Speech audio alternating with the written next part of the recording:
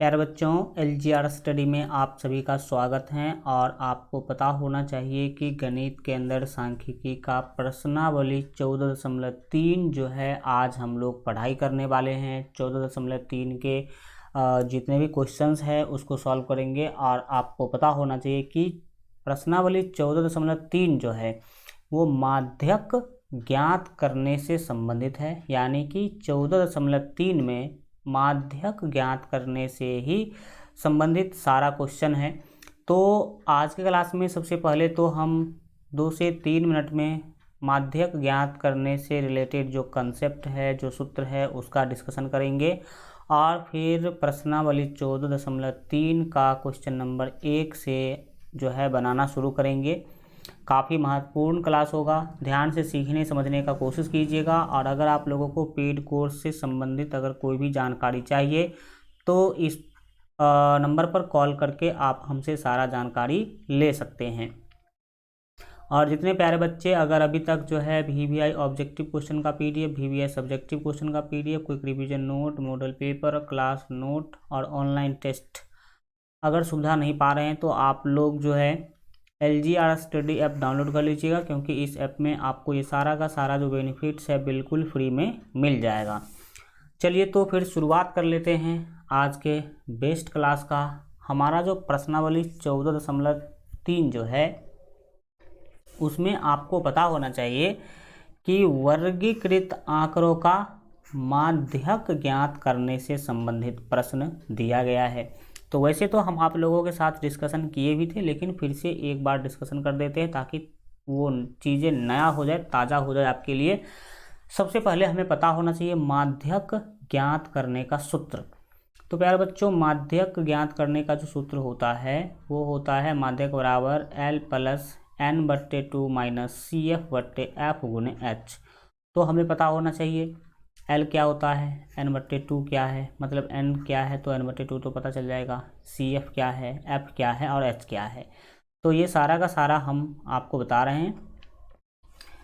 यहाँ पर सबसे पहले अगर हम L के बारे में बात करेंगे तो ये बोल रहा है कि L जो है माध्यक वर्ग की निम्न सीमा होती है। तो प्यारे बच्चों, सबसे पहले तो हमें यह पता होना चाहिए कि माध्यक वर्ग क्या होता है, तब तो उसकी निम्न सीमा या फिर उसके ऊपरी सीमा के बारे में हम समझ पाएंगे। तो हमें यहाँ पर पता चला कि L समझने के लिए माध्यक वर्ग समझना बहुत ही जरूरी है। बिल्कुल सही है। तो चलिए शुरू करते हैं, जानेंगे कि कैसे माध्यक वर्ग जो है समझने के बाद ही हमें L समझ में आएगा। तो देखिए, माध्यक वर्ग समझने से पहले आप n समझिए कि n क्या होता है। देखिए, n जो है वो बारंबारता के योग को कहते हैं। बारंबारता के योग को n कहते हैं। जैसे कि बारंबारता दिया गया 3, 4, 7, 8, इस सभी को जोड़ दीजिए, वही n कहलाएगा। अभी आपको हो सकता है कि हल्का कम भी समझ में आएगा, लेकिन इसी चीज़ों को क्वेश्चन के हेल्प से जब हम आपको समझाएंगे तो आप बहुत अच्छा तरीका से समझ पाइएगा। तो सबसे पहले तो आपने समझा n कि n क्या है। तो n बारंबारता का योग होता है। बारंबारता के योग को ही हम लोग n कहते हैं। अब n अगर आपको समझ में आ गया तो आप माध्यक वर्ग समझ सकते हैं। मान लीजिए कि n का वैल्यू 30 आया, ठीक है। तो माध्यक वर्ग क्या होगा? तो माध्यक वर्ग कहता है कि n/2 से ठीक बड़ी। जैसे n का मान 30 आया तो n/2 कितना होगा प्यारे बच्चों? तो n/2 यानी कि 30/2, 30/2 होगा, यानी कि 15 होगा। n/2 का वैल्यू कितना हुआ? 15। तो सीधी बात समझना है कि माध्यक वर्ग कौन होगा? तो n/2 से ठीक बड़ी, यानी कि एग्जाम्पल के रूप में देखें तो 15 से ठीक बड़ी, ठीक है, संचयी बारंबारता वाले वर्ग को हम लोग माध्यक वर्ग कहते हैं। n/2 से ठीक बड़ी जो संचयी बारंबारता होगी, जैसे कि मान लीजिए कि 14 है और फिर एक 16 है, तो 14 नहीं 16, क्योंकि 15 के जस्ट बाद आ रहा है 16। और अगर संचयी बारंबारता 16 है तो 16 संचय बारंबारता वाला जो वर्ग है वही माध्यक वर्ग कहलाएगा। अभी संचय बारंबारता निकालना भी हम आप लोगों को नहीं सिखाए हैं, तो आगे और डिटेल में आपको समझ में आ पाएगा। तो माध्यक वर्ग के बारे में याद रखिए कि n/2 से ठीक बड़ी संचय बारंबारता वाला जो वर्ग है उसी को हम माध्यक वर्ग कहते हैं। अब आपको माध्यक वर्ग के बारे में जानकारी मिला कि n/2 से ठीक बड़ी संचय बारंबारता वाला जो वर्ग है वही माध्यक वर्ग कहलाएगा। तो अब आप L के बारे में समझ सकते हैं और एग्जाम्पल के हेल्प से समझाएंगे जब आपको हम, तो और आप और ज़्यादा समझ पाइएगा। तो L जो है माध्यक वर्ग की निम्न सीमा होती है।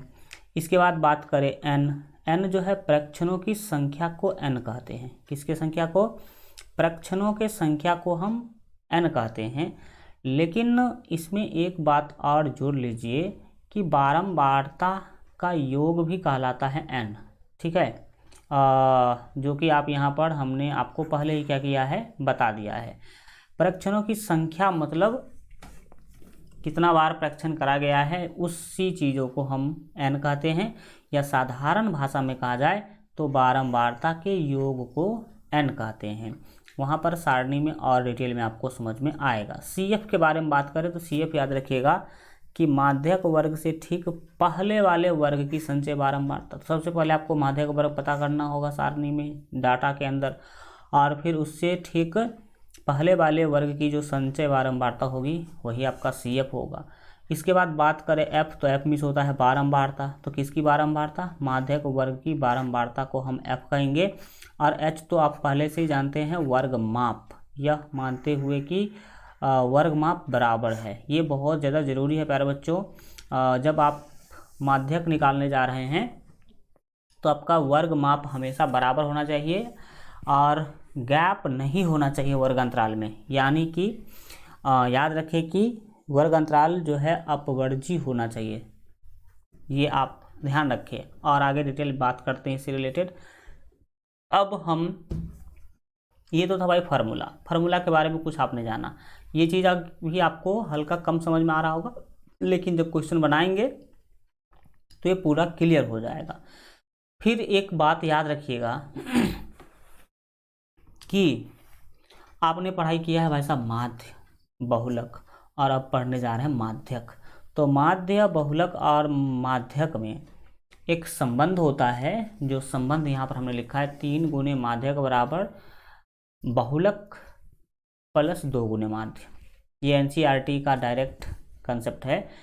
यहाँ पर लिखा ही है कि इन तीनों केंद्रीय प्रवृत्ति के मापों में, किन तीनों केंद्रीय प्रवृत्ति के मापों में, तो माध्य, बहुलक और माध्यक में जो संबंध होता है वो निम्नलिखित है। क्या संबंध होता है? 3 गुने माध्यक बराबर बहुलक प्लस 2 गुने माध्य, 2 गुने माध्य। अगर हम इसको और अलग तरीका से लिखने की कोशिश करें, क्योंकि कई जगह पे लिखा भी होता है, तो बहुलक अगर हम इसको लिखने की कोशिश करें तो बहुलक बराबर 3 गुने माध्यक, 3 गुने माध्यक और माइनस 2 गुने माध्य लिख सकते हैं, 2 गुने माध्य लिख सकते हैं। कैसे सर?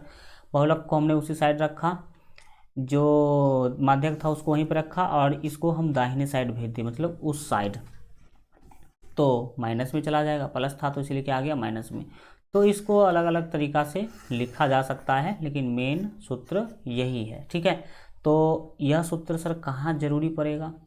तो ये तो कई बार सूत्र ही पूछ लिया गया है कि निम्नलिखित में से कौन सा सही है। अब इसमें यहाँ पर माइनस या फिर इंटू, या इसमें से कुछ यहाँ पर 3 दे देगा, यहाँ पर 2 दे देगा, उलट फेर करके 4 ऑप्शन बना लेता है, और उसमें से कौन एक ऑप्शन सही है यह चुनने के लिए बोलता है। तो आप याद रखेंगे कि 3 माध्यक बराबर बहुलक प्लस 2 गुने माध्य होता है। तो ये तो कई बार डायरेक्ट आपको क्वेश्चन में फार्मूला ही पूछ लिया, और कई बार इससे संबंधित क्वेश्चन पूछता है। मान लीजिए कि आपको क्वेश्चन में बहुलक, ठीक है, बिल्कुल ठीक ठीक ठीक, बहुलक निकालने के लिए बोला, ठीक है, बहुलक निकालने के लिए बोला, जबकि आपको माध्य जो है उसका वैल्यू दे दिया, मान लीजिए 8, और माध्यक का जो वैल्यू है वो मान लीजिए कि 2 दिया, ठीक है। तो माध्यक का वैल्यू 2 और माध्यक का वैल्यू 8 दे दिया, तो आपको बहुलक निकालने के लिए बोला। तो कैसे निकालेंगे, कुछ मत करो भाई साहब, जिसका वैल्यू पता है उसका वैल्यू इस फार्मूला में रख दीजिए।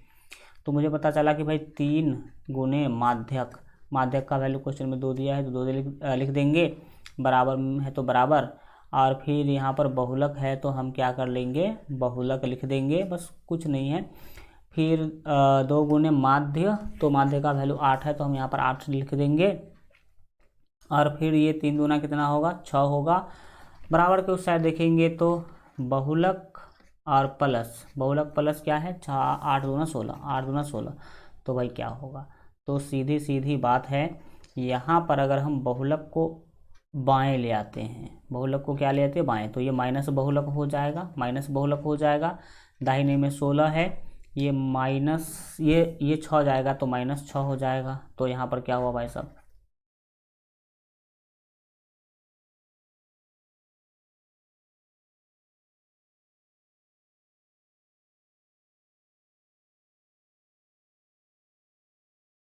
चलिए देखते हैं। तो माइनस बहुलक बराबर कितना हो गया, 10। अब सीधी सी बात है कि इधर तो माइनस रहेगा नहीं, माइनस आ जाएगा इधर। वैसे भी याद रखिएगा, हल्का डाटा हमने सही से नहीं लिया है, इसलिए बहुलक में माइनस लग रहा है, लेकिन बहुलक कभी भी माइनस में नहीं होगा, तो ये बात आप याद रखें। तो बहुलक का देखिए वैल्यू जनरली 10 आया कि नहीं आया, तो ऐसे ही आप बातों को क्या कर सकते हैं, समझ सकते हैं। तो ये सूत्र ऐसे ही आपको, अगर इस तीनों में से कोई 2 दे दिया, कोई तीसरा निकालने के लिए बोला, तो आप निकाल सकते हैं। यह सूत्र यही आपको ज्ञान देता है। इसके बाद एक महत्वपूर्ण चीज़ याद रखिएगा माध्यक निकालने से संबंधित, कि माध्यक ज्ञात करने के लिए वर्ग अंतराल जो है प्यारे बच्चों हमेशा अपवर्जी होना चाहिए। कैसा होना चाहिए, अपवर्जी होना चाहिए। समावेशी वर्ग अंतराल नहीं चलेगा। अपवर्जी किसे कहते हैं, जो कंटिन्यू वाला हो, जैसे कि मान लीजिए 3 से 6, 6 से 9, 9 से 12, इसमें क्या है कि कंटिन्यू है। 12 से 15 जो ऊपरी सीमा है, अगले वाले का निम्न सीमा है, जो ऊपरी सीमा है अगले वाले का निम्न सीमा है, तो कंटिन्यू चल रहा है, लेकिन इसे कहते हैं भाई साहब अपवर्जी। और एक होता है समावेशी। समावेशी में क्या है, 3 से 6 होगा, और फिर 7 से आपका 10 होगा, फिर 11 से क्या होगा, 14 होगा, और फिर 15 से 19 होगा। तो ऐसा वाला, इसमें क्या है, कंटिन्यू नहीं है, सतत नहीं है। इसमें 3 से 6 से ख़त्म हो रहा है, लेकिन अगला 7 से शुरू हो रहा है, 10 से ख़त्म हो रहा है, लेकिन अगला 11 से शुरू हो रहा है, 14 से ख़त्म हो रहा है, लेकिन अगला 15 से शुरू हो रहा है। तो ये वाला जो है, इसमें 1 का गैप है, 6 से 7 पर चला गया भाई डायरेक्ट, तो 1 का गैप हुआ कि नहीं। तो ऐसा वाला वर्ग अंतराल आप कभी भी ना रखें। अगर ऐसा वाला वर्ग अंतराल दिया गया हो तो इसको पहले आप अपवर्जी, ऐसा यानी कि अपवर्जी वर्ग अंतराल में बदल लीजिएगा, तब जा कर के ही उसको सॉल्व कीजिएगा। क्योंकि जो आपका फार्मूला है ना माध्यक निकालने का फार्मूला जो है वर्ग अंतराल को अपवर्जी मान करके ही बनाया गया है, इसीलिए आपको ऐसा करना पड़ेगा। इसके बाद 3 नंबर जो चीज़ याद रखना है वो याद रखें कि माध्यक ज्ञात करने के लिए आंकड़ा में आपको वर्ग अंतराल तो होना ही चाहिए, और वर्ग अंतराल के साथ साथ बहुलक होना चाहिए, और संचय बारंबारता भी होना चाहिए। तो क्या करेगा, मैं आपको बता दे रहा हूँ। क्वेश्चन में वर्ग अंतराल तो हमेशा देगा आपको, ठीक है, और वर्ग अंतराल के साथ कभी कभी बहुलक देगा, और कभी कभी संचय बारंबारता देगा। कई बार तो आपको पता चल जाएगा और लिख भी देगा सारणी में कि ये बहुलक है, लेकिन कई बार लिखेगा नहीं कि यह बहुलक है कि संचय बारंबारता है। तो आपको पहला चीज़ ये फिक्स करके क्या करेगा, देगा, और दूसरा या तो बहुलक देगा, नहीं तो संचय बारंबारता देगा। तो अगर प्यारे बच्चों बहुलक दिया तो बहुलक से आप पहले संचय बारंबारता ज्ञात करेंगे, ठीक है, तब आपको सॉल्यूशन मिलेगा। और अगर क्या हुआ कि भाई संचय बारंबारता ही दे दिया, बहुलक नहीं दिया, तो संचय बारंबारता से आप पहले क्या निकालेंगे, बहुलक निकालेंगे, तब आप जो है उसका माध्यक ज्ञात कर पाएंगे। तो ये काम हम पूरा सिखाने वाले हैं। बहुलक से संचय बारंबारता कैसे निकालते हैं, संचय बारंबारता से बहुलक कैसे निकालते हैं, वो सब कुछ एक एक करके हम आपको क्या करेंगे, बताने वाले हैं आगे। तो धैर्य रखें, चीज़ों को सीखने पर फोकस कीजिए। अब हम क्वेश्चन बनाएंगे, तो जितना भी चीज़ हमने आपके साथ डिस्कशन किया है वो सारा क्लियर हो जाएगा आपका जो है इस क्वेश्चन में। तो चलिए सबसे पहले क्वेश्चन पढ़ते हैं। क्वेश्चन आप देखिए, क्वेश्चन में क्या है कि निम्नलिखित बारंबारता बंटन किसी मोहल्ले के 68 उपभोक्ताओं की बिजली की मासिक खपत दर्शाता है। यानी कि कितने बिजली का खपत करते हैं उस चीज़ों का आंकड़ा है। इन आंकड़ों के आपको सबसे पहला तो माध्यक निकालना है, और माध्यक को याद रखिएगा, कई जगह पे माध्यिका भी बोला गया है। तो माध्यक और माध्यिका दोनों बराबर बात है। माध्यक और माध्यिका क्या है प्यारे बच्चों, दोनों बराबर बात है। जनरली माध्यक ही लिखा रहता है, माध्यक नहीं लिखा रहेगा तो माध्यिका लिखा रहेगा। तो आपको सबसे पहला तो माध्यक ज्ञात करना है, दूसरा माध्य ज्ञात करना है, और तीसरा बहुलक ज्ञात करना है। तो भाई साहब माध्य और बहुलक तो आप कई बार पढ़े हैं, लेकिन माध्यक नहीं पढ़े हैं। तो सबसे पहले हम आप लोगों को माध्यक निकालना सिखाएंगे इस वाले आंकड़ा का, फिर माध्य भी निकालना सिखाएंगे और बहुलक भी निकालना सिखाएंगे। चलिए शुरू करते हैं बिना किसी देरी का। जब प्यारे बच्चों हम हल करने के लिए जाएंगे तो सबसे पहले तो हमें निकालना है क्या चीज़, माध्यक निकालना है। तो माध्यक निकालने के लिए याद रखिएगा कि क्या क्या जरूरी पड़ता है। माध्यक निकालने के लिए आपको एक नया सारणी बनाना पड़ेगा जिसमें 3 रो होना चाहिए, जिसमें एक रो में तो आप लिखेंगे वर्ग अंतराल को, दूसरे रो में आप लिखेंगे जो आपका बारंबारता है उसको, और एक रो और आपको क्या करना पड़ेगा, बनाना पड़ेगा, जिसमें लिखिएगा आप संचय बारंबारता को। किसको लिखिएगा, तो संचय बारंबारता को लिखिएगा। तो ऐसे 3 बॉक्स आपको क्या करना पड़ेगा, बनाना पड़ेगा। बहुलक निकालने के लिए 2 ही बनाना पड़ता था, वर्ग अंतराल का और बारंबारता का। माध्य निकालने के लिए 4 बनाना पड़ता था, पहला तो था आपका वर्ग अंतराल, दूसरा बारंबारता, तीसरा वर्ग चिन्ह और चौथा f गुण x। 4 हमें जो है ना ये बॉक्स बनाना पड़ता था, लेकिन इसमें 3 ही बनाना पड़ेगा। ठीक है, तो चलिए हम पहले क्या करेंगे, सारणी बनाएंगे आंकड़ा का, जो भी चीज़ें हैं उस सारणी में दर्शाएंगे। तो चलिए सबसे पहले हम क्या करेंगे, यहाँ पर एक सारणी बनाते हैं जिसमें 3 रो कॉलम होना चाहिए, 3 कॉलम होना चाहिए। तो चलिए भाई साहब देखेंगे कि क्या होगा नहीं होगा।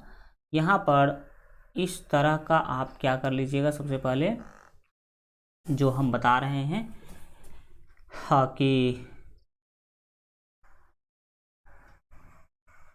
सारणी बना लेना है। ठीक है, सारणी सावधानी से बनाएं, कोई धरफरी ना करें। तो भाई इस तरह से आपको काम कर लेना है। मैं एक का ही अभी बना के दिखा रहा हूँ, आगे के सारे क्वेश्चन जो है ना वो ऑलरेडी एनिमेशन के थ्रू बना हुआ है, तो आपको केवल दिखाना जो है शुरू हो जाएगा। ठीक है, तो सबसे पहले हम इस वाले में क्या लिखेंगे भाई साहब, तो जो चीज़ें दिया गया है, मासिक खपत दिया गया है, तो यहाँ पर हमें लिखना है मासिक खपत। क्या लिखना है, मासिक खपत लिखना है, मासिक खपत लिखना है। ठीक है, मासिक खपत। अब देखिए एक चीज़ हम पहले एक क्वेश्चन में बताना चाहते हैं चीज़, देखिए वर्ग अंतराल, बारंबारता और संचय बारंबारता 3 चीज़ें चाहिए, जिसमें हमने आपको बता दिया कि वर्ग अंतराल तो फिक्स करके देगा ही देगा, और आप आराम से पहचान भी लेंगे कि यह वर्ग अंतराल है। लेकिन दूसरा चीज़ आपको या तो बारंबारता देगा, नहीं तो वो संचय बारंबारता देगा। तो कैसे आप पहचानिएगा कि वर्ग अंतराल के साथ जो यहाँ पर आंकड़ा दिया गया है वो बारंबारता है कि संचय बारंबारता है। तो इसको पहचानने का मैं ट्रिक बता देता हूँ। जैसे देखिए 4, 5, 13, 20, 14, 8 और फिर घटते घटते 4 आ गया। यानी कि ये जो आंकड़ा है वो कभी बढ़ रहा है, कभी घट रहा है, कभी बढ़ रहा है। देखिए जैसे देखिए यहाँ से यहाँ तक तो यह बढ़ा, फिर यहाँ से यहाँ तक क्या होता गया, घटता गया। तो मतलब कभी बढ़ रहा है तो कभी घट रहा है। तो जब ऐसा हो, बढ़ते घटते दिखाई दे, तो वो होगा बारंबारता। क्या होगा, बारंबारता। लेकिन अगर आंकड़ा वर्ग अंतराल के साथ जो भी आंकड़ा दिया गया हो वो केवल बढ़ते क्रम में हो, बढ़ते क्रम में हो तब वो कहलाएगा संचयी बारंबारता। क्या कहलाएगा? तो संचयी बारंबारता कहलाएगा। तो कुछ समझा आपने कि कैसे पहचानना है? तो यहाँ पर हमें पता चला कि ये तो वर्ग अंतराल है और ये बारंबारता है, ना कि संचयी बारंबारता है। अगर बारंबारता है तो हमें संचयी बारंबारता इसके मदद से निकालना पड़ेगा, अगर संचयी बारंबारता दिया रहेगा तो हमें बारंबारता निकालना पड़ेगा। तो चलिए देखते हैं। तो ये बात आपने समझा। दूसरी बात अगर इसमें देखा जाए तो आंकड़ा में बोला गया है कि 4 ऐसे उपभोक्ता हैं जो महीने में 65 से 85 यूनिट बिजली खर्च करते हैं। 5 ऐसे उपभोक्ता हैं जो 85 से 100 इकाई यानी कि यूनिट बिजली खर्च करते हैं। और ऐसे ही लास्ट में देखा गया कि 4 ऐसे उपभोक्ता हैं जो 185 से 205 यूनिट तक बिजली वो खर्च करते हैं। आपको पता होना चाहिए कि अभी जो डोमेस्टिक बिजली बिल है उसमें 1 यूनिट का दाम शायद जनरली 4 रुपये 5 रुपये चल रहा है। ठीक है। तो अब जो व्यक्ति मान लीजिए कि 65 या फिर 100 यूनिट खर्च कर रहा है, 100 यूनिट जो व्यक्ति खर्च कर रहा है तो उसको बिजली बिल कितना देना पड़ेगा? अगर 5 रुपये है तो 500, 6 रुपये है तो 600 और 7 रुपये यूनिट होगा तो 700 रुपया देना पड़ेगा। क्योंकि आप समझ सकते हैं 6 रुपये यूनिट है तो 600 हो जाएगा। ऐसे ही तो आप इस तरह से चीज़ों को समझ सकते हैं। तो यहाँ पर हमें सारणी बनाना है जिसमें पहला तो हम वर्ग अंतराल दिखाएंगे, दूसरा बारंबारता को दिखाएंगे। तो चलिए, ये चीज़ यहाँ पर बारंबारता है। कैसे पता चला? क्योंकि कभी बढ़ रहा है फिर कभी घट रहा है, और अगर बढ़ते क्रम में होगा तो उसे संचय बारंबारता कहेंगे। तो मासिक खपत को तो प्यारे बच्चों हमने लिख दिया है। मासिक खपत ही आपका वर्ग अंतराल है। क्या है? वर्ग अंतराल, वर्ग अंतराल है। और फिर यहाँ पर हमें क्या लिखना है? तो यहाँ पर लिखना उपभोक्ताओं की संख्या, उपभोक्ताओं की संख्या। तो उपभोक्ता की संख्या में क्या करेंगे? देखिए, उपभोक्ताओं की संख्या है यह। तो उपभोक्ताओं की संख्या क्या है? यहाँ पर उपभोक्ताओं की संख्या जो है प्यारे बच्चों वो बारंबारता है। उपभोक्ताओं की संख्या क्या है? बारंबारता है। तो यहाँ पर हम लिख देते हैं बारंबारता। बारंबारता कैसे पता चला बारंबारता है? जब कभी बढ़ रहा हो कभी घट रहा हो तो बारंबारता। और इसमें हमें क्या निकालना होगा? तो संचयी बारंबारता इसमें निकालना होगा बारंबारता के मदद से। और देखिएगा कि कैसे संचयी बारंबारता निकालते हैं। सबसे आसान ट्रिक हम आपको बताएंगे। ठीक है। तो देखा जा रहा है, यहाँ पर लिखेंगे संचयी बारंबारता। ठीक है, संचयी बारंबारता, बारंबारता जो बार बार आए उसे बारंबारता जनरली हम बोलते हैं। देखिएगा, इसको प्यारे बच्चों क्या कर लेना है? हमें बंद कर लेना है। और अब देखिए कि कितने जो है बारंबारताएँ हैं। तो 1 2 3 4 5 6 7 है, तो 8 बॉक्स हमें लेना होगा। 8। तो मान लीजिए यह एक हो गया, यह दूसरा हो गया। ठीक है, यह 3 4 5 6 7 और सबसे लास्ट में लेंगे भाई साहब 8। ठीक है, तो इस तरह से आपको बना लेना है। और सबसे बाएं साइड वाला में आपको वर्ग अंतराल लिखना है। तो चलिए, वर्ग अंतराल हम सबसे बाएं साइड वाला में लिखते हैं। वर्ग अंतराल कितना है? 65 से 85, 85 से 105, 105 से 125, यानी कि 20 बढ़ रहा है 65 से शुरू हो करके और जाएगा यहाँ 205 तक। तो चलिए, 65 से 85 पहला लिखते हैं। पहला हो गया प्यारे बच्चों आपका 65 से 85। फिर कितना हो गया? तो 85 से 20 बढ़ाएंगे तो 105 हो जाएगा, 105। फिर 105 में 20 बढ़ाएंगे तो 125, और 125 में बढ़ाएंगे तो 145। 100 कितना होगा? 45। और फिर 145 में बढ़ाएंगे 20 तो कितना होगा? 165 होगा। तो यहाँ पर हम 100 क्या कर देंगे भाई साहब? 65 लिखेंगे। और फिर 165 में बढ़ाएंगे तो 185 होगा। कितना होगा? 185 होगा। और फिर 185 में बढ़ाइएगा 20 तो 205 होगा। कितना होगा? 205। और ये हो गया हम लोग का। और नीचे में यहाँ पर लिख देंगे योग। क्या लिखेंगे? योग। और फिर जो बारंबारता दिया गया उसको लिख लेंगे। तो बारंबारता है 4, 5, 13, 20, 14, 8, 6। तो चलिए लिख लेते हैं इसको। कितना था? 4, 5, 13, 20, 14, फिर 8 और फिर 4 था शायद। 20, 14, 8, 4, बिल्कुल ठीक है। 20, 14, 8, 4। तो ये इतना चीज़ तो आपको क्वेश्चन में ही दिया गया है। अब हमें क्या करना है? संचय बारंबारता खुद निकालना पड़ेगा हमें। अब देखिए, योग का मतलब है कि आप सबसे पहले अगर देखा जाए तो बारंबारता का योग निकालेंगे, बाद में भी रहने दीजिए, कोई दिक्कत वाली बात नहीं है। देखिएगा कि अब करते क्या हैं हम।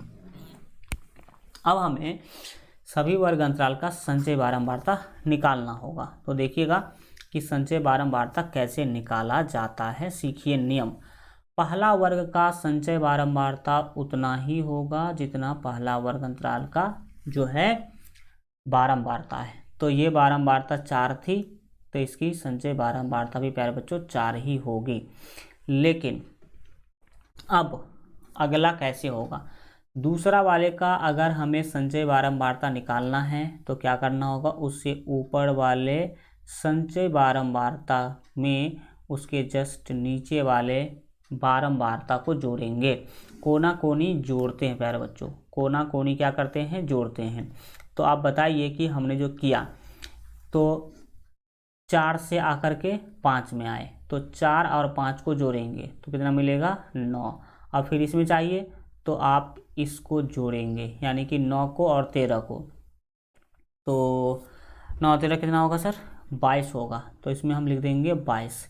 फिर आपको अगले का चाहिए तो 22 में आप जोड़ेंगे 20 को। ऐसे ही कोना कोनी आपको जोड़ना है। तो 22 में 20 को जोड़ेंगे तो प्यारे बच्चों हो जाएगा 42। फिर अगले का चाहिए तो आप 42 में आप 14 को जोड़ेंगे तो ये हो जाएगा 56। 14 42 कितना? 56। 56 में 8 जोड़िए, कोना कोनी से जोड़ना होता है। तो 8 6 14, यानी कि आपका 56 में 8 जोड़ेंगे तो 8 से 14 यानी कि 64 हो जाएगा। कितना होगा? 64 हो गया। इसके बाद आप अगला का निकालना चाहते हैं तो 64 में जोड़ दीजिए प्यारे बच्चों 4। 64 में क्या जोड़िए? 4। तो ये हो जाएगा प्यारे बच्चों आपका 68। ये क्या होगा? 68 होगा। तो आपने संचय बारंबारता निकालना सीखा कि नहीं? ऐसे ही कोना कोनी हम क्या करते हैं? संचय बारंबारता निकालते हैं। एक बात मैं फिर से रिपीट कर देता हूँ कि पहला वर्ग अंतराल का संचय बारंबारता वही होगा जो बारंबारता होगा। तो बारंबारता को ही डायरेक्ट लिख दिए। फिर 4 में 5 को जोड़ेंगे, कोना कोनी जोड़ते जाएंगे, लिख जाएंगे। फिर 9 में प्यारे बच्चों 13 को जोड़ेंगे तो वो फिर 22 में 20 जोड़ेंगे, 42 में 14 जोड़ेंगे, 56 में 8 जोड़ेंगे और 64 में यहाँ पर 4 जोड़ेंगे तो 68 हो जाएगा। तो इस तरह से हमने संचय बारंबारता क्या कर लिया? निकाल लिया। अब हम आपको बताना चाहते हैं कि इस बारंबारता को जोड़िए। तो बारंबारता को जोड़िएगा तो कितना पूरेगा? जनरली क्वेश्चन में तो दिया गया कि 68 पूरना चाहिए, लेकिन जोड़ के देखिए ये 5, ये सॉरी ऊपर में 4 और 5 9 9 और ये 3 हो गया प्यारे बच्चों आपका 12 4 16 और 4 20 8 28। तो 28 का यहाँ पर तो हो गया प्यारे बच्चों 8। 28 का कितना हो गया? ये बिल्कुल ठीक है। 28 का यहाँ पर हम क्या कर देंगे? लिख देंगे 8। 28 का 8 लिखेंगे, हासिल 2 होगा। 2 और ये 1 3 और 2 5 और 1 6, यानी कि 68। ये कितना मिला? 68। और हमने बताया था। अब देखिए ये सब करने के बाद अब हम सबसे पहले n निकालना चाहेंगे। क्या निकालना चाहेंगे? n। तो हम बताए थे कि बारंबारता के योग को ही n कहते हैं। तो बारंबारता को आपने जोड़ा तो 68 मिला ना, यही n है, 68 ही n है। या फिर आप याद रखें अंतिम संचय बारंबारता को भी n कह सकते हैं, क्योंकि देख लीजिए यह भी 68 है और यह भी 68 है। बारंबारता का योग जितना होगा वो अंतिम संचय बारंबारता भी होगा। तो या तो आप बारंबारता के योग को n कह लीजिए। किसको? बारंबारता के योग को आप या तो n कहिए या फिर आप अंतिम संचय बारंबारता को भी n कह सकते हैं। अंतिम वाले संचय बारंबारता को भी आप n जो है कह सकते हैं। तो अब हम यहाँ पर जो जो चीज़ हमें मिल रहा है उस चीज़ों को क्या करेंगे, लिखना शुरू करेंगे। अगले पेज में शुरू कर लेते हैं। लिखेंगे यहाँ पर तो सबसे पहले प्यारे बच्चों हमें n मिला है। क्या मिला यहाँ पर? तो यहाँ पर n मिला। n कितना मिला था? 68। आप देख लें एक बार, अगर विश्वास ना हो रहा हो तो n का मान 68 दिख रहा है आपको यहाँ पर। n का मान यहाँ पर हमें सबसे पहले 68 मिला। अब अगर n मिल गया है तो हम n/2 निकाल सकते हैं। n/2 क्या कर सकते हैं? निकाल सकते हैं। तो लिखेंगे यहाँ n बराबर इतना, इसीलिए n/2 बराबर तो n/2 का मतलब क्या? n को 2 से भाग देना है और n है यहाँ पर 68, यानी कि 68 को 2 से क्या करना है? भाग देना है। तो 68 को 2 से भाग देंगे तो 68 का आधा हो जाएगा सर 34। कितना होगा? 34। तो यहाँ पर क्या मिला? n/2 का मान मिल रहा है 34। n/2 का मान क्या मिल रहा है? 34। अब हम l निकालना चाहते हैं और l था क्या? l था माध्यक वर्ग की निम्न सीमा। अब माध्यक वर्ग की निम्न सीमा है l, तो इसका मतलब है कि अब हमें सबसे पहले माध्यक वर्ग निकालना पड़ेगा। क्या निकालना पड़ेगा? माध्यक वर्ग। ठीक है, माध्यक वर्ग। तो माध्यक वर्ग के बारे में हम क्या बोले थे कि n/2 से ठीक बड़ी संचय बारंबारता वाला वर्ग ही कहलाएगा माध्यक वर्ग। एक बार मैं आपको दिखा देता हूँ, इसके बाद नहीं दिखाऊंगा। माध्यक वर्ग देख लीजिए। सबसे पहले आप यहाँ से n के योग को n जो है बारंबारता के योग को कहते हैं, ये तो हम आशा करते हैं आप समझ गए होंगे। और फिर माध्यक वर्ग का कंसेप्ट क्या था कि n/2 से ठीक बड़ी संचय बारंबारता वाले वर्ग को हम माध्यक वर्ग कहते हैं। तो आइए n/2 से ठीक बड़ी संचय बारंबारता वाला वर्ग कौन है वो देखते हैं। n/2 का जो प्यारे बच्चों आपका वैल्यू आया है 34 आया है। तो देखिए कि 34 जो है से जस्ट बड़ा वाला जो वर्ग है वो कौन है? तो सर 34 से जस्ट बड़ा आपका आएगा 42। 34 से जस्ट बड़ा क्या आएगा? 42। तो 42 वह संचय बारंबारता है जो n/2 से ठीक बड़ी है। ठीक है, n/2 से ठीक बड़ी है।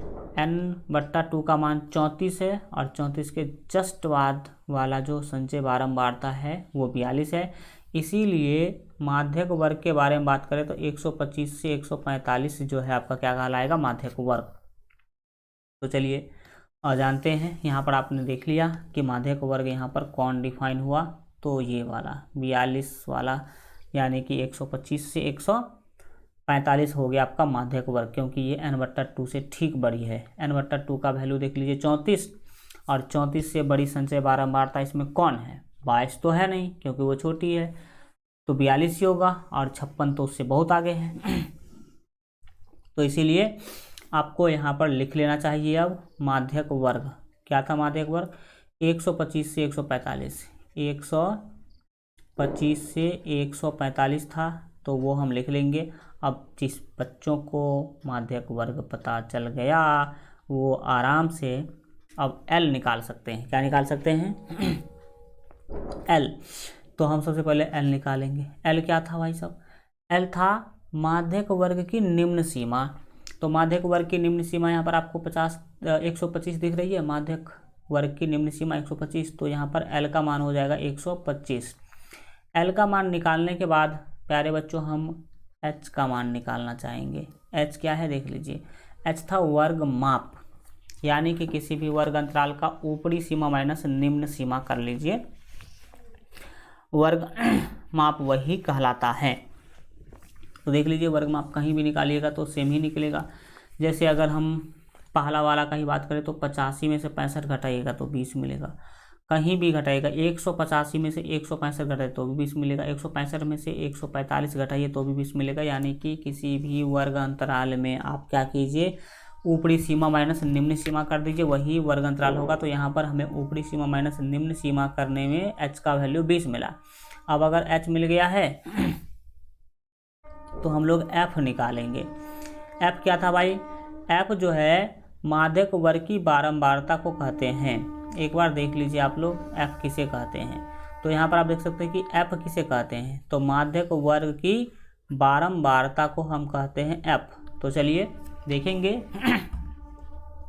कि माध्यक वर्ग की बारंबारता कितनी है। तो यहाँ पर आपको पता चला कि माध्यक वर्ग की बारंबारता तो 42 है।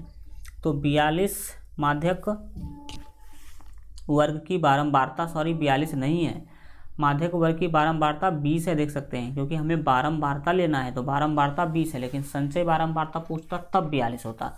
तो माध्यक वर्ग की बारंबारता प्यारे बच्चों मेरे पास आ गया 20। तो हम यहाँ पर क्या कर देंगे, लिख देंगे कि एफ का वैल्यू सर 20 हो गया। और एफ का वैल्यू निकालने के बाद हमें निकालना होता है सी एफ। सी एफ क्या है? तो माध्यक वर्ग से ठीक पहले वाले वर्ग की संचय बारंबारता। हम आपको बताए भी थे, फिर बता देते हैं, एक बार देख भी लीजिए आप जा करके कि सी एफ क्या है। तो सर सी एफ दिख रहा है आपको, माध्यक वर्ग से ठीक पहले वाले वर्ग की बारंबारता, नहीं संचयी बारंबारता। तो चलिए देखते हैं कि माध्यक वर्ग से ठीक पहले वाला वर्ग कौन है। तो यहाँ पर आप देख सकते हैं कि यह है माध्यक वर्ग, और इससे ठीक पहले वाला जो वर्ग अंतराल या फिर वर्ग कर लीजिए वो है 105 से 125, और इसके संचयी बारंबारता को हम कहते हैं सी एफ। तो इसकी संचयी बारंबारता प्यारे बच्चों देख सकते हैं कि 22 है। संचयी बारंबारता कितना है? 22। तो हमें सी एफ का वैल्यू मिल गया 22। हम सी एफ का वैल्यू कितना लिख देंगे आप प्यारे बच्चों? 22 लिखेंगे। तो चलिए हम बढ़ते हैं आगे और सी एफ का जो वैल्यू है वो लिख लेते हैं यहाँ पर 22। क्या लिखेंगे? 22। तो ये सारा डाटा आपको मिल चुका है। अब आप माध्यक आराम से निकाल सकते हैं। तो लिखेंगे इसीलिए माध्यक बराबर, क्या लिखेंगे? तो माध्यक बराबर लिखेंगे।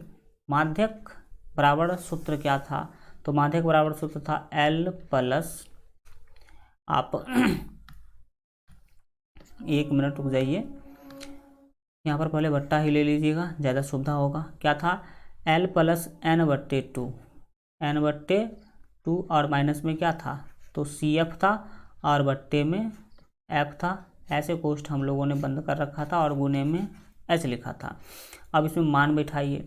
तो सर L का मान आप देख सकते हैं क्वेश्चन में हमें मिला 125, तो हम 125 लिख देंगे। प्लस है तो प्लस, फिर हम n/2 का मान रखने की कोशिश करेंगे। तो n/2 का मान देख लीजिए 34 है, क्वेश्चन में कितना है? 34।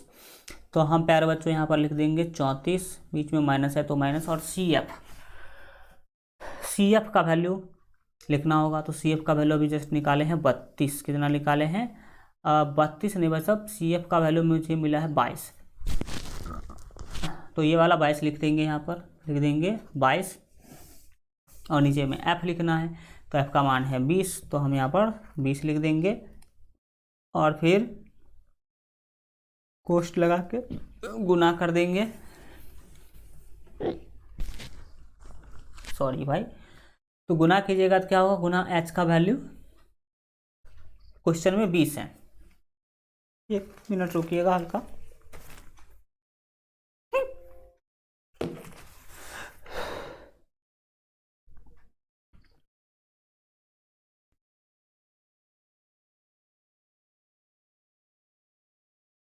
तो चलिए यहाँ पर वैल्यू हमने क्या कर दिया है? h का रख ही दिया है। अब आप एक चीज़ देख सकते हैं, बहुत ही साधारण सा चीज़ है कि ये 20 से यह 20 कट जाएगा, कोना कोनी गुना में कटता है, तो बिल्कुल ये कट जाएगा। कटने के बाद हम प्यारे बच्चों क्या करेंगे? जो आपका 125 है वो लिख लीजिए, प्लस है तो प्लस लिख लीजिए, और 34 में से 22 को घटा लीजिए। तो 4 में से 2 गया 2, 3 में से 2 गया तो 1, यानी कि मिलेगा 12। तो हम यहाँ पर 12 लिख देंगे और 25 में 12 जोड़ देंगे। तो 25 में 12 जोड़िएगा, 5 2 7 2 1 3, यानी कि 137। 137 आपका फाइनल जो है आंसर होगा। संचयी बारंबार ये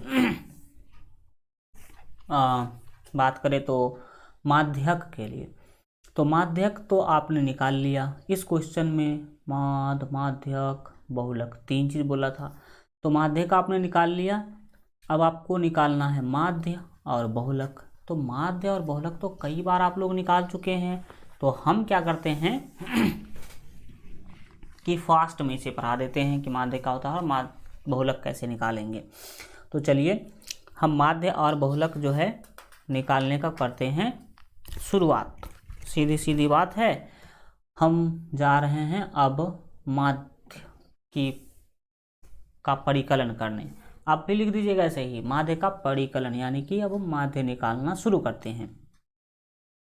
तो सबसे पहले आपको इस तरह का सारणी बनाना होता है माध्य में, क्योंकि 4 चीज़ होता है।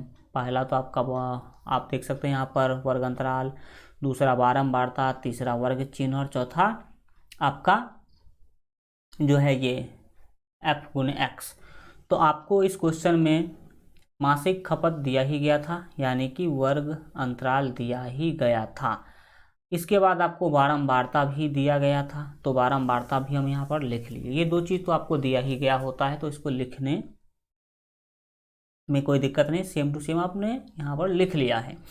इसके बाद वर्ग चिन्ह निकालने का हमने कई बार सिखाया भी था कि आप जिस भी वर्ग अंतराल का वर्ग चिन्ह निकालना चाहते हैं तो उसके निम्न सीमा में ऊपरी सीमा को जोड़िए।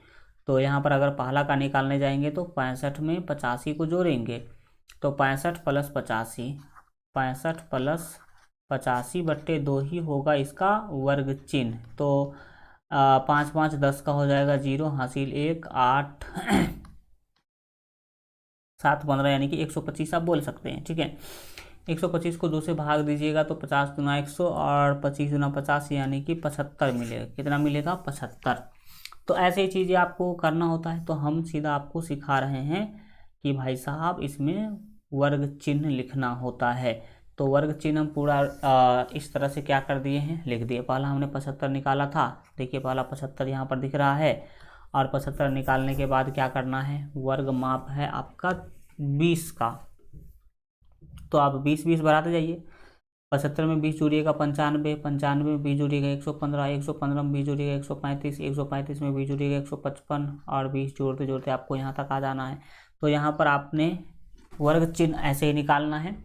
और एफ गुने एक्स, जैसे 75 को 4 से गुना करना है, फिर 95 को 5 से, फिर 115 को 13 से। तो डायरेक्ट हम यहाँ पर लिख ही देते हैं कि गुना करने पर क्या आएगा। 75 को 4 से गुना कीजिएगा तो 75 को 4 से गुना कीजिएगा तो 300 मिलेगा। 95 को 5 से गुना कीजिएगा तो यहाँ पर आपको 475 मिलेगा। तो इस तरह से आप एफ निकाल लीजिएगा। एफ तो आपको निकालने आता ही है। और एफ एक्स का योग आप कीजिएगा तो यहाँ पर 9320 मिलेगा। और फिर सिग्मा एफ जो है 68 मिलेगा। मैं ये शॉर्टकट में क्या बता रहा हूँ, क्योंकि आपको कई बार हमने बताया भी है। अब आपको सिग्मा एफ और सिग्मा एफ एक्स मिल चुका है, तो माध्य आराम से निकाल सकते हैं। लिखेंगे यहाँ पहला तो सिग्मा एफ कितना था यहाँ पर भाई साहब, तो सर सिग्मा एफ था 68, तो यहाँ पर लिख लेंगे सिग्मा एफ है मुझे 68, एवं सिग्मा एफ के बाद सिग्मा एफ एक्स भी था। सिग्मा एफ एक्स, तो सिग्मा एफ एक्स कितना था, सिग्मा एफ एक्स था 9320, कितना 9320 था। तो चलो भाई लिख देते हैं हम यहाँ पर 9320। अब हमें निकालना है माध्य, तो लिखेंगे इसीलिए माध्य बराबर, क्या लिखेंगे, इसीलिए माध्य बराबर। तो भाई साहब माध्य निकालने का जो सूत्र होता है वो आप सभी जानते हैं, सिग्मा एफ एक्स बट्टे सिग्मा जो है एफ।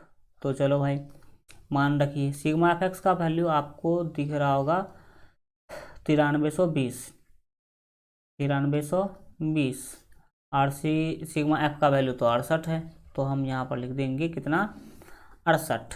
और आप प्यारे बच्चों क्या कीजिएगा, 9320 में 68 से भाग दीजिएगा तो कितना मिलेगा वो हम हल्का कैलकुलेटर से निकाल के दिखा देते हैं, ताकि कम टाइम में आपका ज़्यादा से ज़्यादा चीज़ कवर हो जाए। ठीक है, तो यहाँ पर हमें 9320 में भाग देना है 68 से, तो कुछ ऐसे ही 68 से भाग देंगे तो यहाँ पर 137.05 लगभग जो है मिल रहा है। तो बिल्कुल ठीक है, यहाँ पर हम 137.05, चाहे तो इसको 0.6 भी लिख सकते हैं, लेकिन कोई फ़ायदा नहीं है, 0.5 ही रहने दीजिए। दशमलव के बाद यहाँ पर 2 अंक हमने कैरी किया है, ठीक है। तो ये हो गया माध्य के लिए आंसर, और इसका बहुलक भी निकालना है। तो अब बहुलक का परिकलन करेंगे। तो बहुलक का परिकलन करने के लिए प्यारे बच्चों आपको पता है कि हमें केवल वर्ग अंतराल और बारंबारता का जरूरी पड़ता है। तो वर्ग अंतराल और बारंबारता का जरूरी पड़ता है, तो वो हम यहाँ पर सारणी आप लोग ऐसे ही बना लीजिएगा जैसे हमने यहाँ पर क्या किया है, बना लिया है। तो इस सारणी को बनाने के बाद अब आप यहाँ पर सबसे पहले एल निकालने की कोशिश करेंगे। एल से भी पहले आपको बहुलक वर्ग निकालना पड़ेगा। तो लिखेंगे यहाँ पर हमें मिल रहा है, भाई साहब क्या मिल रहा है यहाँ हमें, तो यहाँ हमें मिल रहा है बहुलक वर्ग। क्या चीज़? बहुलक वर्ग मिल रहा है। बहुलक वर्ग कितना है, तो हम आपको बताए थे कि भाई साहब बहुलक वर्ग आखिर होता क्या है। जब बहुलक निकालने के लिए जाते हैं तो बहुलक वर्ग क्या होता है, तो आपको याद होना चाहिए कि सबसे अधिक संचय संचय बारंबारता नहीं, सबसे अधिक बारंबारता वाला वर्ग जो है वही बहुलक वर्ग कहलाता है। तो सबसे अधिक बारंबारता किसका है, तो सर सबसे अधिक बारंबारता तो 20 है, बिल्कुल हमें भी दिख रहा है सर, सबसे अधिक बारंबारता 20 है। तो ये 125 से 145 वाला वर्ग कहलाएगा यहाँ पर आपका बहुलक वर्ग। तो बहुलक वर्ग यहाँ पर हमें पता चल गया 125 से 145, 100 कितना 45, ठीक। अब बहुलक वर्ग पता चल गया तो हम एल निकाल सकते हैं। एल क्या होता है, बहुलक वर्ग की निम्न सीमा। तो बहुलक वर्ग की निम्न सीमा 125 है। एल निकालने के बाद अब हम एच निकाल सकते हैं। एच क्या होता है, वर्ग माप। तो वर्ग माप आप देख लीजिए कि 65 से 85 गया, 85 से 105 गया, तो 20-20 का बढ़ रहा है। किसी भी वर्ग अंतराल में ऊपरी सीमा माइनस निम्न सीमा कीजिएगा तो आपको यहाँ पर 20 मिलने वाला है। तो हम 20 लिख देंगे और फिर हम लिखते हैं F1। F1 क्या होता है, तो आपको प्यारे बच्चों पता होना चाहिए कि बहुलक वर्ग की बारंबारता, ये है आपका बहुलक वर्ग और इसकी बारंबारता है 20। तो बहुलक वर्ग की बारंबारता को F1 कहते हैं। तो F1 का वैल्यू यहाँ पर 20 मिल गया। साथ ही साथ अब F0 निकालेंगे। F0 क्या होता है, तो बहुलक वर्ग से ठीक पहले वाले वर्ग की जो बारंबारता है वही कहलाएगी क्या चीज़, तो F0, क्योंकि उससे पीछे वाला। तो F0 का वैल्यू यहाँ पर आपको मिल गया 13 और साथ ही साथ अब F2 का वैल्यू क्या करेंगे, निकालेंगे, ठीक है। तो देखिए कि F2 का वैल्यू कितना यहाँ पर होना चाहिए। तो F2 का वैल्यू देख लीजिए क्या होता है। F2 क्या होता है, तो F2 होता है बहुलक वर्ग से, एक मिनट,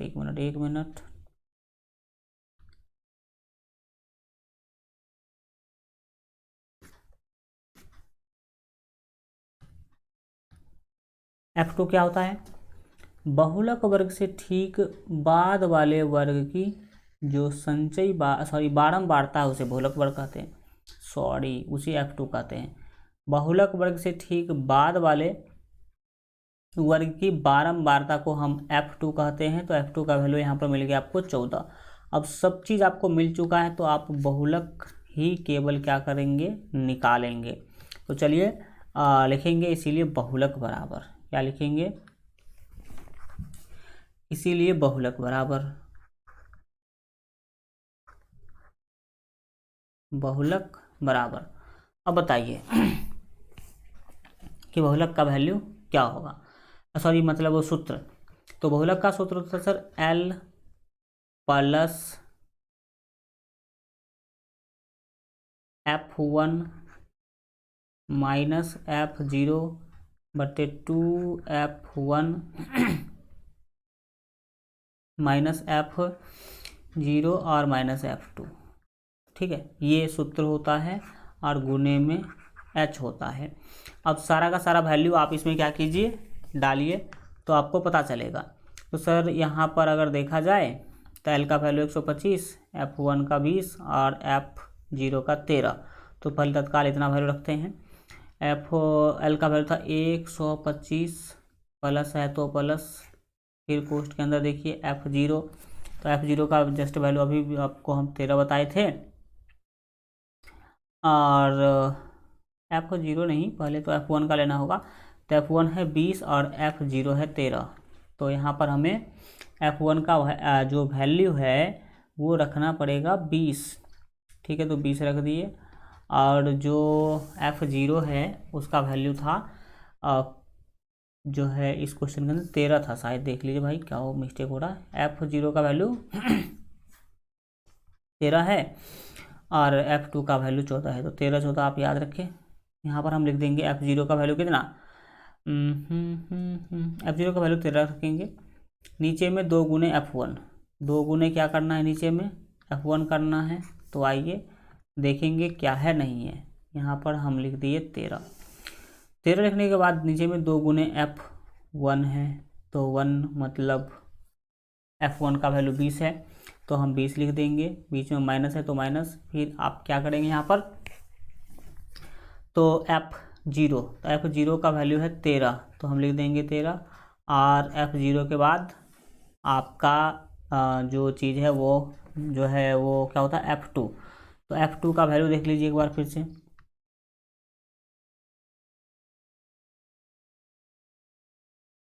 F2 का वैल्यू 14 आ रहा है, ठीक है, तो हम यहाँ पर लिख देंगे 14। और फिर इसको गुना करेंगे H से। H का जो आपका वैल्यू था वो आप भी देख सकते हैं कि 20 है। तो H का वैल्यू 20 है, तो हम यहाँ पर रख देंगे 20। अब इसको सॉल्व करेंगे तो 125 जो है प्यारे बच्चों वो लिख देंगे, 25 प्लस है तो प्लस लिख देंगे। और ऊपर घटाइए, 20 में से 13 घटाइएगा तो 7 बचेगा। फिर नीचे देखिए 20 दूना ये हो जाएगा सर 40, और माइनस 13 14 कितना होगा, 13 दूना 26, तो ये हो जाएगा 13, ओहो मतलब 27 हो जाएगा। माइनस में होगा चूँकि, माइनस 27 हो जाएगा। माइनस 27 देखा आपको, 40 माइनस 27। और गुने में क्या करना है, 20 करना है। चलिए देखते हैं, 125 और प्लस आप ही बताइए कि 13 को अगर हम 7 से गुना कर ले तो 20 को 7 से गुना कर ले तो ठीक रहेगा। तो 20 सत्ते आप जानते हैं 140, यानी कि 7 दूना 14, सीधे समझ लीजिए 14 और बट्टे जो आपका 40 में से 27 घटाइए। तो सर यहाँ पर 40 में से 27 जब हम घटाने के लिए जाएंगे तो यहाँ पर मुझे मिलेगा 10 में से 7 कम तो 3, और उधर जो है 10, तो 13 मिलेगा। कितना मिलेगा, 13। और गुने में कौन है, तो 20 है, तो हम यहाँ पर लिख देंगे 20। अब ये जो है ना सॉल्व करेंगे हम लोग, और या फिर 1 मिनट रुका जाए, तो ये 14 थोड़ी होगा, ये 100 जो भी है आप देख सकते हैं कि 7 दूना 14। 1 मिनट भाई, हमने कर दिया छोटा सा मिस्टेक जो कि नहीं करना चाहिए था। यहाँ पर गुना तो हो गया है, 7 दूना 14 यानी कि 140 होगा भाई। 140 को आपको भाग देना है 13 से पहले, या फिर बाद में मर्ज करेंगे, कर देते अभी, कोई दिक्कत नहीं है।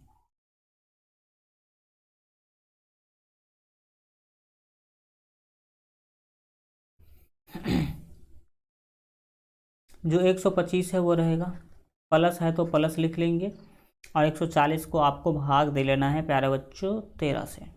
आपको 140 को 13 से भाग देना है। तो इसमें कितना आंसर होना चाहिए, तो ये देखिए भाग दीजिएगा 13 से 140 में, तो ये 10 दशमलव कुछ आएगा, 10.76 मिलेगा, 10.76। अगर जोड़िएगा तो 25 10 35 हो जाएगा, 35 यानी कि 135, 35 मतलब 135। तो यहाँ पर हम लिख देंगे 135। कितना लिखेंगे? 135 और दशमलव, ये जो भी बिंदु के बाद का चीज़ है वो हमें क्या करना पड़ेगा, लिखना पड़ेगा। 7.6 लिख दीजिए। 7.6 आपका फाइनल क्या हो गया, आंसर हो जाएगा। तो इस तरह से पहला क्वेश्चन का हम लोगों ने तीनों चीज़ बना लिया, कुछ महत्वपूर्ण कंसेप्ट भी सीख लिया, और फिर क्या किया हम लोग, अगले क्लास में इससे आगे की क्या करेंगे, चर्चा करेंगे। Thank you so much, good bye, take care. मिलेंगे हम लोग अगले क्लास में।